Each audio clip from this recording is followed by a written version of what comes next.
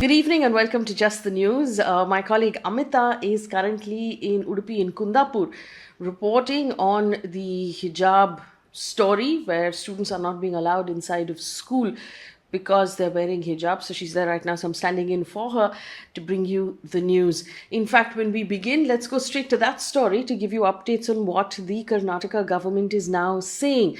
The Chief Minister of Karnataka, Baswaraj Bommai, has made a statement saying that students in junior colleges have to adhere to the state government's rules regarding uniforms until the issue of wearing headscarves in class is addressed by the Karnataka High Court. Remember, Karnataka High Court is hearing that story starting Tuesday, which is tomorrow.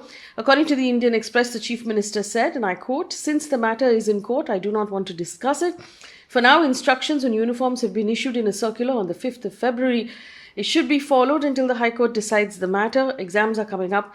Students must follow the circular and maintain peace," end quote. Now, what was in the circular that he mentions? The State Education Department issued an order banning clothes that, and I quote, "disturb equality, integrity and public order," end quote, in schools and colleges. Now, one assumes that they are referring to the headscarf as such clothes, but they are also referring to the saffron scarves that are being worn by those students who are protesting against the hijab. The Education Department has said that the government schools should follow uniform as stipulated by the state government, while students of private universities should adhere to school dress as directed by the management of the school. Clothes which disturb equality, integrity and public order have been banned. The government on Saturday invoked the, Section 1332 of the Karnataka Education Act for that particular order. Also on that story, 2 people have been arrested by Udupi's Kundapur police for allegedly carrying lethal weapons into a protest at the government college over that hijab row. Now, they've been charged with attempted homicide, rioting with deadly weapons and criminal conspiracy. They were part of a group of 5 people spotted loitering around the protest on Friday. According to ANI, additional SP of Udupi Police has said that 2 have been arrested, 3 are still absconding and that we're trying to trace them. This is what we know so far. It's come in on ANI and NDTV. I don't normally do this, but breaking with tradition at this point to put out my editorial opinion on this story, specifically because it involves the fundamental rights of students here, specifically young women. Now, the first point is that in many of these cases, the rules of wearing headscarves were allowed as far as the schools were concerned in their admission brochures up until now. The question is, how can the school suddenly change its mind about these rules when the rules were different during admission? The second point, and more importantly, is simply this. There are a lot of people who are uncomfortable with the idea of headscarves because they feel that they are patriarchal and that they oppress the young girls and women in question. If one feels that you want to be able to free these young women from the yoke of patriarchy, one should empower them with an education. Give them an education so that they can go ahead and stand on their own 2 feet and make their own decisions. Empower them with jobs and education and equal opportunity. Denying them an education is the exact opposite of what we should be doing at this point for any young girl in this country, because with an education comes the ability to make one's own decisions, throw off patriarchy, wear whatever you want, choose whatever you want. In order to be able to do that, we need education. To deny young girls education because of what they're wearing, even if you feel that it is oppressive, is the opposite of what we should be doing right now. Moving on to the rest of the news. Taking a look at what's happening on the COVID front, the central government has told the Supreme Court that Aadhaar numbers are not mandatory for COVID vaccines in order to register on the CoWIN portal.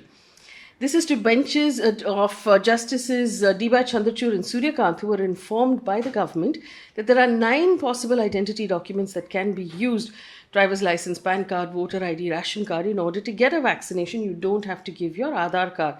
This was a plea by one person who said Aadhaar card was being used mandatorily for vaccinations on the portal. The plea has now been disposed of by the Supreme Court. Remember, based on the Supreme Court's Aadhaar judgment, Aadhaar is not supposed to be compulsory in our country. So the argument that it is being made compulsory for COVID vaccines was something that was worrying. Union Health Minister Mansukh Mandavia has announced that the Drug Controller General of India has given emergency use permission to Russia's single-dose Sputnik Light COVID vaccine in the country. This would be the 9th vaccine granted restricted use approval by the DCGI for adults in this country. Interestingly, though, even though 9 of these vaccinations have been approved, we're only using the first 2, which is the Covishield and Covaxin. The rest of them haven't really been made available. An update right now from Parliament. Union Home Minister Amit Shah speaking in Parliament today about the threat to Asaduddin Owaisi and the gunshots that were fired at his car, has said that he urges him to take the Z-class security that is being offered to him. The minister said, and I quote, "The threat to Owaisi has been reassessed. A bulletproof vehicle and Z-category security has been given to him. But as per verbal information from himself, he has refused to accept it. I request him to accept the security given to him by the central government," end quote.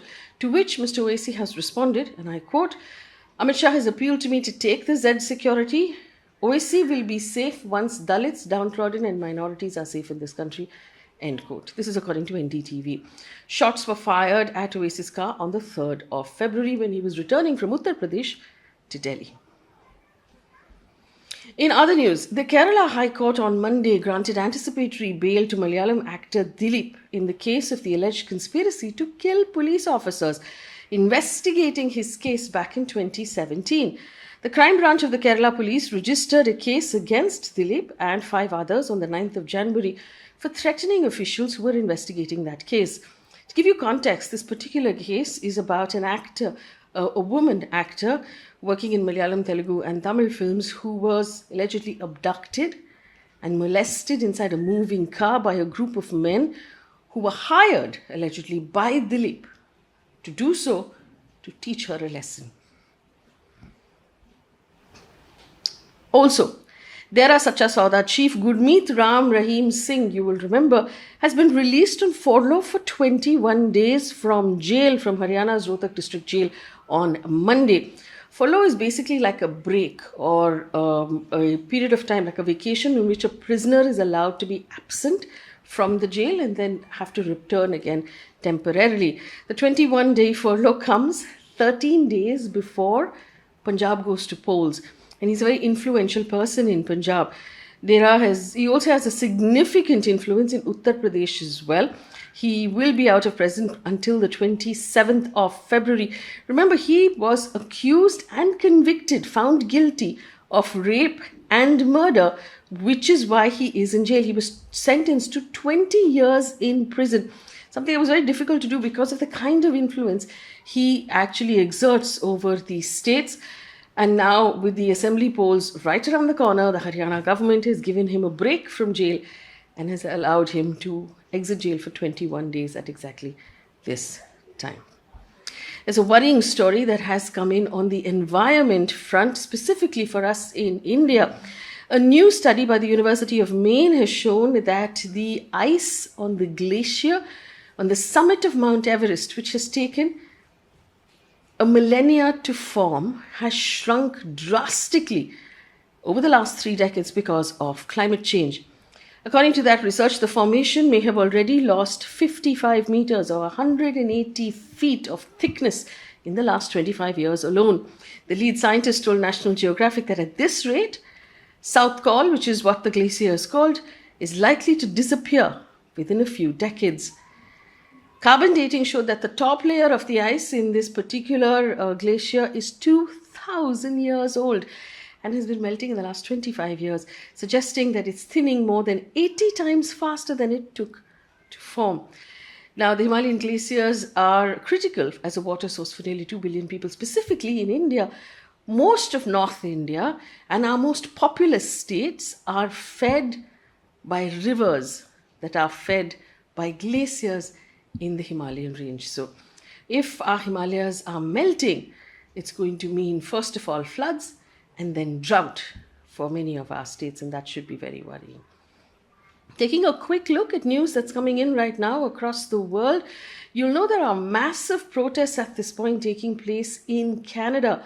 The mayor of Ottawa, Jim Watson, has declared a state of emergency and said his city is completely out of control because the protesters now outnumber the police and they pose a threat to safety of residents in the city. Now, this is the Freedom Convoy. It is a convoy of protesting truckers and other people who are protesting, first of all, the rule that all truckers have to be vaccinated in order to cross the US-Canada border.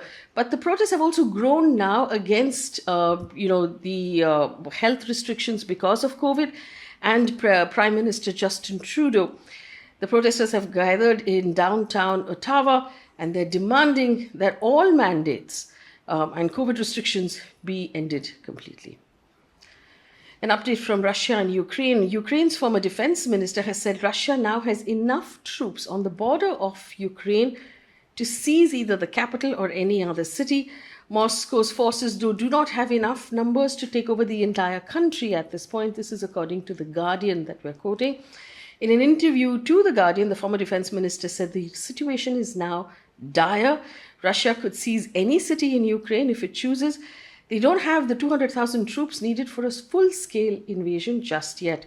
The White House has also said on Saturday that Moscow assembled 70% firepower, which gives Vladimir Putin the opportunity of a major military operation in the middle of February. Some good news on the sports front. The Indian men's international cricket team defeated West Indies by 6 wickets in the first ODI to take a 1-0 lead in the 3-test match series on Sunday. The new white ball skipper, Rohit Sharma, hit a 50. India defeated England by 4 wickets in the 2022 Under-19 World Cup to win the Under-19 World Cup for a record-extending 5th time. India was featuring in their 8th Under-19 World Cup final, dismissed England for 189 and chased down that target in 47.4 overs. And a piece of positive news. Remember, we never let you go to bed without some positive news. Researchers of the IIT Roorkee have discovered a 3D structure of bacterial enzyme that can aid the faster breakdown of non-biodegradable plastic. The research was spearheaded by Professor Pravindra Kumar with 5 associates at the Department of Biosciences and Bioengineering at IIT Roorkee. Hopefully this makes a big difference to our challenges on the environment front. That brings us to the end of the news, of Just the News tonight. If you have any feedback for us, do leave it for us at in the comment section. I did, of course, break from tradition and give you my opinion on one story. Is that something that you would like us to continue doing? Let us know. Thank you so much for watching. I wish you a good night.